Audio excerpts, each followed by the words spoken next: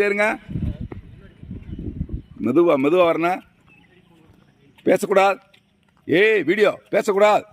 மெதுவாக வரணும். வந்துக்கிட்டே இருக்க, நிற்கக்கூடாது.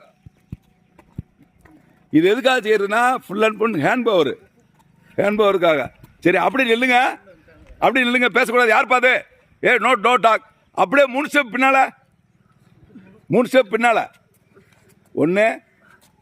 2 3 ஸ்டெப்பு. டவுன். முட்டிக்கால் போடக்கூடாது.